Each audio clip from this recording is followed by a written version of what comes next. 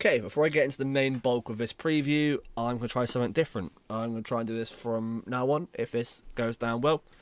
I'm going to see how you guys think the game's going to go. So if you want to, I'm going to put my email down below in the description. If you just want to send a video over there, maybe just a 30-second to minute long clip, how you think the match is going to go in terms of what you think the score prediction is going to be, how you think the game's going to line up, things like that, and plug your socials on there as well, whether it's Twitter or X, YouTube, Twitch, whatever. Plug anything you want to. Just let's see how everyone feels before the games. I hope you guys enjoy this new thing, just so I can see how you guys are going to react and just get a bit more community engagement. But yeah, without further ado, let's see how you guys think this Man United vs Forest game is going to go before you see how I predict it's going to go. But yeah, let's see what you guys are going to say. We can't play like we did last week against Spurs. When you look at that game, the first half was fantastic. You know, it was high pressing, intensity. The energy levels were right. Okay, this week we're missing out on Mason Mount, but we're bringing Eriksen. I mean, he's not going to be able to play the press, but he'll be able to sit a little bit deeper, dictate the play a little bit more. And the intensity's got to improve, really. It just wasn't good enough last week. You know, Rashford, Garnacho, Anthony's decision-making, that needs to improve. I think with Ten Hag having a word with him this week, potentially we'll see an improvement. I mean, I hope we see an improvement. I'm going 3-0. Hey Ben, thank you for having me on your channel. So I'm going to go for a 2-0 victory today for Manchester United versus Nottingham Forest.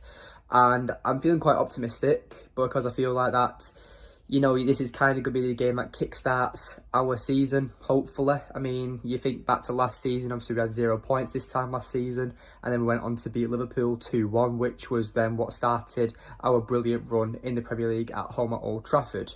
Obviously, Manchester United will be going for 30 consecutive wins at Old Trafford, so that will be also a decent achievement to make. But yeah, I feel like that Nottingham Forest are quite a decent team. Obviously, you've got to be careful of Brennan Johnson, Morgan Gibbs-White, Yates, these players that can cause us issues. But I think United have got this in the bag. We're at Old Trafford. The Old Trafford crowd will be behind us. We know how much better we play at Old Trafford than on the road. So I'm looking forward to this game. The injury issues are going to be a bit of a concern. Obviously with Mason Mount out injured, Luke Shaw out injured, and other players from the squad out injured. But I also believe as well that United could somehow change their system that could make things better. I mean, I'm expecting Christian Eriksen to come in for Mason Mount. I mean, we've played Eriksen, Casemiro and Bruno Fernandes throughout last season, so that chemistry will already be there. And I do believe Dalot will come in for left back to play that inverted full-back role. But that's the way I think today's going to be set up. I think Wan-Bissaka will be on the right, Onana in the net, obviously. Midfield three I've already said. And I do hope to see Sancho at false 9, because I do think we need to see Rashford on that left-hand side, because he's just completely wasted through the middle. And with Nottingham Forest going to be playing a back 3 or a back 5, Marcus Rashford he'll find it very difficult to break them defensive lines throughout pace. So yeah, that's just my prediction. Thank you for being on your channel, and I'll see you soon. Fancying a big performance today. 3-0 win to United. 2 goals for Rashford, 1 goal for Sancho. Obviously not been the best start of the season, but I expect Erik Ten Hag to really get the lads to perform today. I think this will be the springboard to start our season, and we'll go on a bit of a run after this game. Give me a follow, guys, on at Peach United Point of View on Twitter. Cheers. Alright then guys, so welcome to my preview for Manchester United vs Nottingham Forest at Old Trafford. This is going to be a fairly short one because I'm not feeling too great and I'm meant to be leaving for holiday in a few hours and I've not slept yet. So, without further ado, let's get into how I think we are going to line up, how they're going to line up, how we're going to play, and how I think they're going to set up as well in terms of their tactics. Let's have a quick look. This is my starting 11. If I scoot to one side, you had to see Dalla in the bottom corner down there with Luke Shaw's fresh new injury, which could apparently see him sidelined for a few months. Could be around November, which is a bit of a disaster because we're already without Malacia. We've just let Brandon Williams go out on loan. So our current only 2 options at left back is a right back and a 20-year-old kid. Not ideal, but we move on. We've got the options there. Anyway, so let's have a look. So we're going to go with Onana in goal, who's been arguably our most consistent player this season so far. I know we're only 2 games in, but he hasn't really put a foot wrong, to be honest. He's been great with his feet in terms of his distribution, but he's surprised a lot of people in terms of his shot-stopping abilities as well. We could have conceded more goals over the first 2 games than we did. It was his goalkeeping ability that stopped that from happening. Now going into the back 4, we've got Wan-Bissaka, who for me, if Luke Shaw was fit, I would have not dropped, but I would have rested for the Arsenal game. But with Luke Shaw's injury, the only other option would be Dalot there and Fernandes at left back, but I just don't see that happening. I feel like we're going to try and set up how we would do against Arsenal at the Emirates next weekend in terms of our back 6. So I think that's the back 6 we're going to use against Arsenal.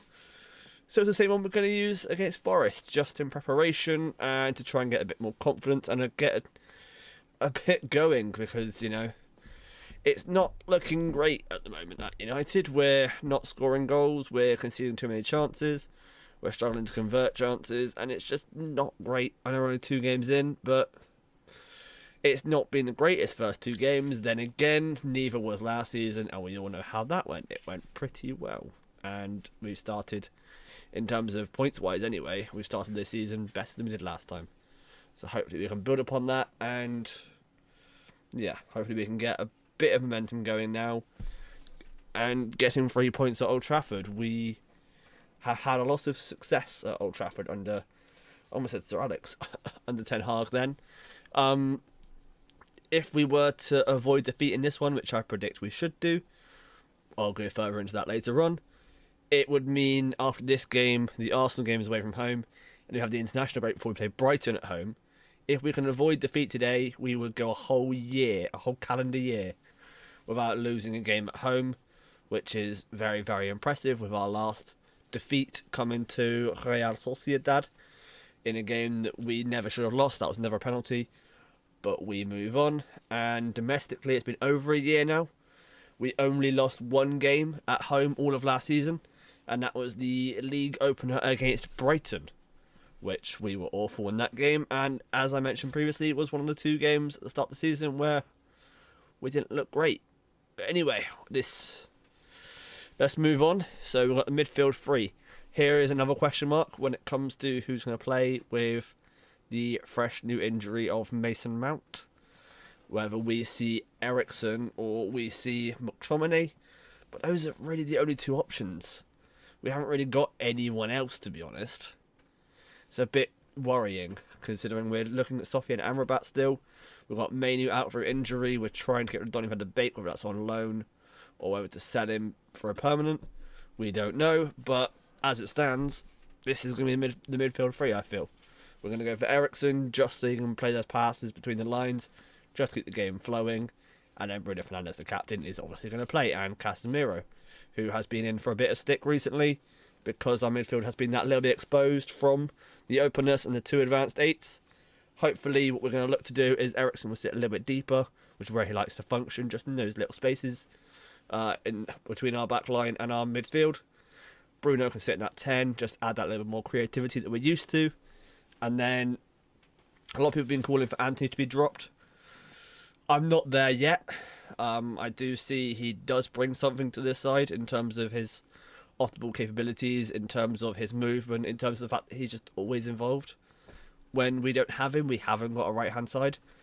And we have the likes of Pellistri, who's looked very, very good when he's played. He's looked very confident. But he just looks a bit lightweight to me. I don't think he can start games yet, the same way we've seen with Garnacho, who you may notice isn't in my starting 11 either. He has looked brilliant off the bench in a more sluggish team, but when it comes to playing against a side that's just as fresh as they are, they struggle on that physicality side, in which case we bring in Anthony, we keep him there, he keeps his place. And last time we played Forest, he scored. So why mess with a working system? I've got Marcus Rashford moving back to his preferred left-hand side, because he has been playing down the middle the first 2 games, with Martial being out injured, who is available now, so we could see him play. But he did play in a friendly during the week against Burnley, which leads me to believe that he won't be playing, or won't be starting at least in this one, because he was kept to one side and went off and played that match whilst the rest of the team went and did the tactical training for this game. So I feel like he could be featuring, but he isn't going to be starting. We saw the likes of McTominay, we saw the likes of Van der Beek, Johnny Evans, and I'm forgetting a few, like Hannibal Mebry played that one as well. So it's just people that are on the periphery are playing in that game. So we'll see if they are going to start. I don't feel like they will, because as I mentioned, they weren't involved in the team training, so I don't think they're going to be playing. Well, starting at least. And then we've got Jadon Sancho in that false 9 role that we saw him playing in a fair bit during pre-season. And we haven't seen it yet in terms of starting in this new Premier League campaign. I felt like it's time to bring him in, especially with Nottingham Forest wanting to play a back 3/back 5. Sancho in and around these half spaces and the central areas be very, very important in terms of just being able to keep the game flowing and ticking. When it comes to playing against a back 3/5, you want your wingers to keep their width, and you want those attacking players in central areas just to pop around just to find spaces and pull the team apart for runners in behind. It's difficult with a back 5 to break it down properly in terms of open play if you're not got any movement, because at the end of the day, if you go for a front 3, you're going to get outnumbered by 2. If you're going to go for a front 2, it's difficult to break it down because you're again outnumbered. With that back 3, what it allows them to do is, if for example Rashford wants to attack here, Anthony in here, they can just share the duties and double mark our wingers. And especially with Forest, if I go into some stats here, if I can just move everyone back, if you have a look at Forest here, in terms of the defensive actions, they are way down. This was their stats from last season. If I scroll down a little bit more. So in terms of their pressing efficiency, they were the worst in the league. In terms of their pressing intensity, they were the 4th worst in the league when it comes to their build-up disruption percentage, which is just how much they stop the flow of the game and how much they can break down, stop oppositions from breaking them down. They were the 3rd worst in the league when it comes to passes per defensive action, which is how many passes they've allowed the opposition to make before they then intercept, win the ball back, or just disrupt it in general. They were the worst in the league, so they're not going to press you very much, in which case they will sit in that mid to low block. You've got 2 very combative midfielders in Danilo and Mangala. They will sit in that space and they will literally just allow you to pass the ball around them. When it comes to this season, if we go in here, where is it? It's not in here. But in terms of possession, I believe they are the lowest possession side in the first 2 games. If you have a look, here you go, yep. When it comes to possession stats, they've got 34.5% possession. In the first 2 games, they just sit back, let the opposition play, and it's been effective at times for them. They currently sit above United in the table because they have a neutral goal difference, because they've won and lost both games 2-1, meaning they're on a goal difference of 0, and have scored 2 more goals than Manchester United. That has worked by when they play Sheffield United. They allowed even Sheffield United, who've just been promoted and don't play the prettiest of football, they just let them play. And then they hit on the break, because when it comes to Forest, the way that they like to play is they like to play very, very direct. So even this season, we've got patterns that are emerging the same as last season. So when it comes to total passes, they're one of the worst in the league. When it comes to percentage of forward passes, so every single pass they make is basically looking to go forwards. They're 3rd in the league when it comes to 1-2, so little intricate passing plays, one of the worst in the league. When it comes to goalkeeper long distance passes, they're one of the highest in the league in terms of they don't play out from the back. They look to hit the channels, or they look to hit that strong number 9 up top, and then they look with their midfield to win back the second ball. They're that little bit combative side. They focus on second balls. And this was their stats from last season, which again, it just further proves that in terms of passing. There you go, that's their pressing stats. And then last season, they made the least passes in the league, made the least 1-2s in the league. They had the highest percentage of forward passes and the second most long ball percentage in terms of goalkeepers. They don't play pretty football. They play efficient, direct. They play for second balls, and they just look to get at you. As well, we can look here. One of the fewest in terms of crosses. the least in terms of cutbacks, the second least in terms of through balls, and the least in terms of dribbles. They're just an efficient machine. These stats are of a team that shouldn't really be in this league in terms of, when you look at it, they didn't really excel in anything. In terms of their stats, they're pretty awful in most positions. If you have a look here, in terms of their averages compared to the rest of the league, they are very, very, very poor at everything apart from goalkeeper long balls, which just shows that they're incredibly direct. In terms of field tilt, they just allow teams to press them. They didn't score very often. They didn't have very many shots. They had low possession. To be fair, in terms of goals conceded, it wasn't awful for a team of their standard, but it wasn't great. Especially with Keylor Navas coming in last season, did help them a lot. But now they have got Matt Turner, so it's going to be different. But Forest they're a weird side in terms of, like I said, they can play good direct football, but they don't play attractive football. If it works, it works. We've seen the likes of Norwich come up, play good, flashy football, and it's not worked out for them because when you're in the Championship and you play better football with the same to slightly better players, you go up. When you come into the Premier League, if you play good football with worse players, you're going to go down. Which is why you see the likes of teams that do well when they come up, is you have your Brentfords, you have your West Broms when they came up, you had your Sheffield Uniteds in their first season. They didn't play attractive football. They came up, they played percentage football, they played efficient football, and they played direct and aggressive football. It wasn't attractive because they came into it and said, you know what? We're not going to pass you off the pitch. We're not going to play these pretty passes. What we're going to do is we're going to bully you. We're going to look at everything that you're going to do wrong, and we're going to do that slightly better than you're going to fail at it. They're going to look to maximise little intricate things that could help them, and then they build from it. We saw that with Brighton. They did play some flash foot when they came up, but they managed to stay up and then just build on it. And then now look at them. It's the same with Brentford. They came up 2 seasons ago. They played quite aggressive football, but it wasn't the prettiest. And now they're looking to build on that, getting the more possession-based players, and it's working. We might see Nottingham Forest go on the same route. We've seen at times they have played some good passing football, but it's just not there yet. Whether it's going to be there in the future, we don't know. But it isn't there now. In terms of their starting 11, I think we're going to see this one. It's the exact same 11 we saw against Sheffield United. I can't really predict how they're going to play because they play 2 very different teams. So we have a look against Arsenal. This was how their shape looked. This was their starting 11. So they had Morgan Gibbs-White on the left-hand side, Brennan Johnson down the middle, and Danilo on the right. So they basically looked to minimise Arsenal. As you can see, in terms, like I showed before, the average positions, they literally just packed that first to second phase. They just stopped Arsenal from playing between the lines. And then eventually Arsenal scored. And then they scored again. And then got into the second half, and Forest looked to open the pitch up a little bit more.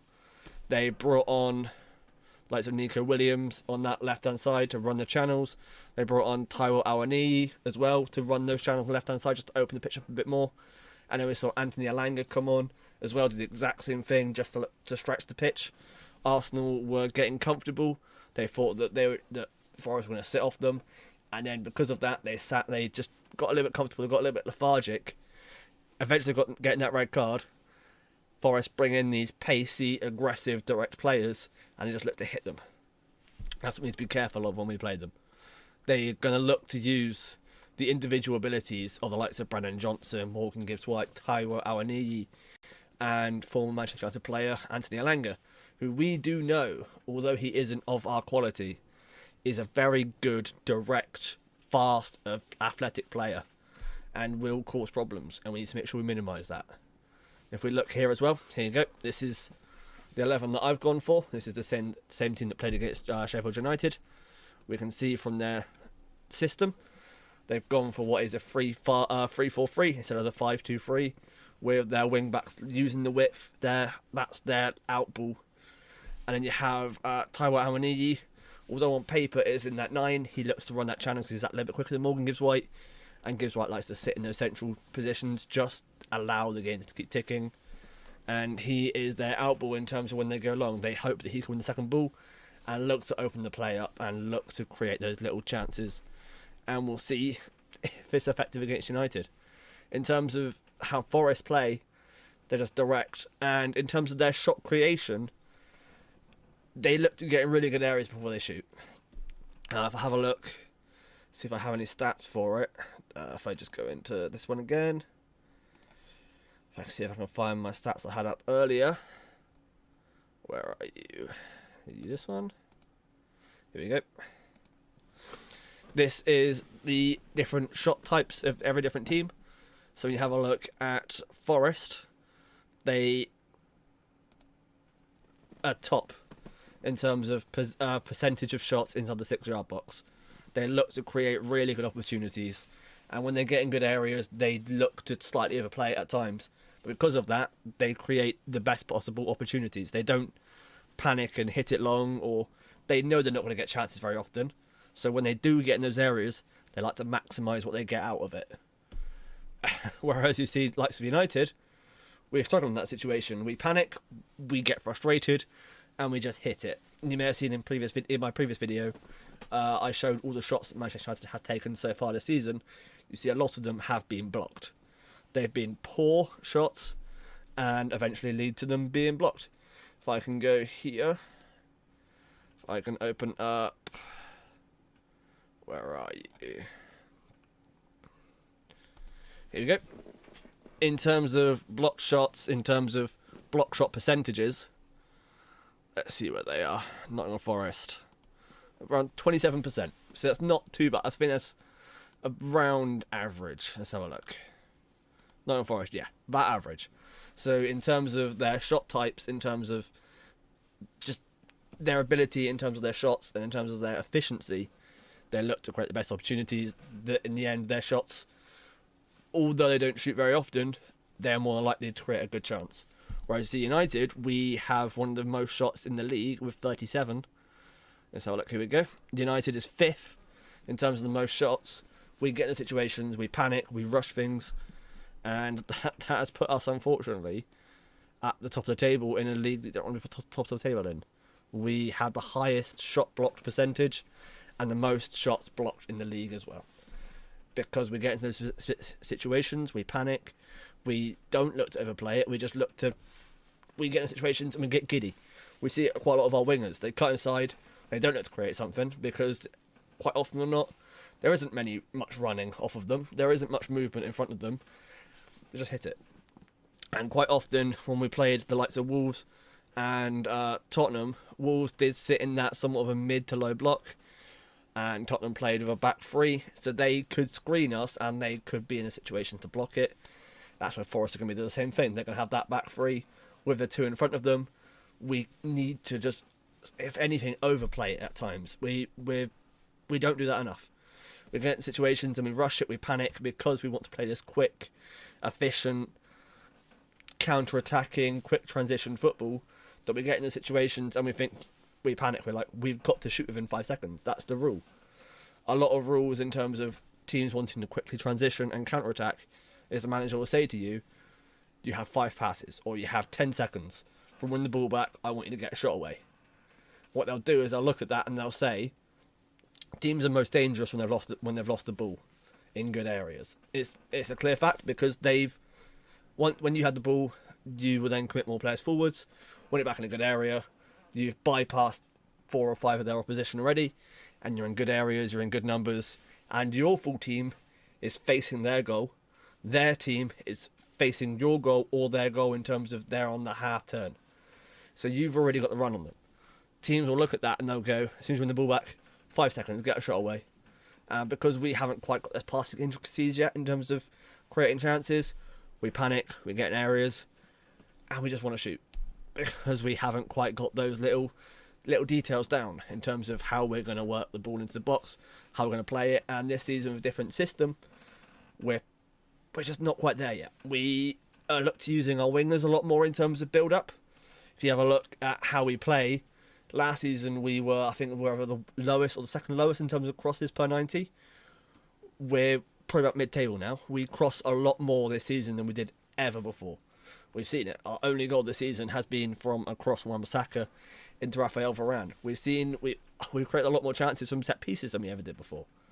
We're not creating the same level of open play chances because we haven't quite got those intricacies yet in terms of where our midfielders are going to be, the movement in front of them, the wingers building up. If our fullbacks wanting to invert, they're not quite there yet. Wan-Bissaka is getting better. Luke Shaw was always an overlapping fullback and is now being asked to invert because we've got Mount sitting in front of him now. Instead of Luke Shaw doing his intricate plays to the left winger, it's now Mason Mount, and we want Luke Shaw tucking inside to make sure we don't get outnumbered in transition. It's just little things like that we haven't quite got right yet, but we will. I have faith that we will build towards something and we will get there eventually. Whether we're going to see it tick today, whether we see it all tick today, I don't know. We saw last season, we went back to the basics, we lost the first 2 games, we just sat that little bit deeper against Liverpool, we looked to break, we didn't play out from the back, we just went direct, and it worked. It's one of the best games we've played in a while when we played that match. And we broke them down and we could have scored more. They didn't create very much. We played the exact same way when we played against Arsenal, the exact same way we played against Man City, and at home, and it all worked. So we need to go back to basics, just get a bit of momentum. Maybe even look to just let Forest pad the ball a little bit because they're not used to it. Let them play it around a little bit and then we look to counter-attack them. We don't want to force it too much. We don't want to over-commit ourselves because that's what we're doing against Wolves. That's what we're doing against Tottenham. We're wanting to play this high, aggressive, pressing football and we haven't quite got the pressing triggers down yet. We're overworking it. Mount and Bruno are pressing. They're leaving gaps. Casemiro panics. He rushes in as well. And before you know it, the whole midfield is gone and they're running in on goal to our back 4 or back 3 because some of the fullbacks have gone forwards. Another stat as well when it comes to United is in terms of action zones, so where the ball is primarily being used, where if we look at it in terms of possession stats, you have the attacking third, the middle third and defensive third. In terms of the middle third of the pitch, so if you imagine probably around 20 yards either side of the halfway line. If you look at that as middle third, Manchester United, in terms of our first 2 games, the ball has been in play the lowest percentage in that middle third, which just shows that we have no control in that middle third just yet, and that our midfield is being bypassed so easily that the opposition are going from defence to attack very, very quickly, which goes to show the fact that we have also conceded the most touches in our own box whilst having the lowest percentage of play in the middle third. So teams aren't having to break us down, they're just running and finding space. That's something we need to sort out, and if that's the case, to bring Eriksen in because his defensive output isn't as good as Mount, but he can sit a little bit deeper. He can man mark someone, he can just disrupt play in terms of just being there. We've got one less person attacking, but we're not going to get caught in the transition as easily. And because of that, I think that we could keep a clean sheet today. We did in the last game at Old Trafford, although very, very fortunately. I think that Onana gets his second clean sheet for United, and I think it's going to end 2-0 Manchester United. The same result we did last time, where we saw Dalot and Anthony score at Forest Ground. I don't think it's going to be the same again. 2-0 Manchester United. Let me know what you guys think in the comments down below. I will see you guys in the review, which I will be on holiday. I don't know where I'm going to be able to find a place to do it, my review. When I'm going to get how to do it, I will try and do it. I'm going to try and watch the game as well as I can, but we'll see. Anyway, I hope you guys enjoyed the game. I hope you guys have enjoyed the preview. I will see you in the next one. Peace.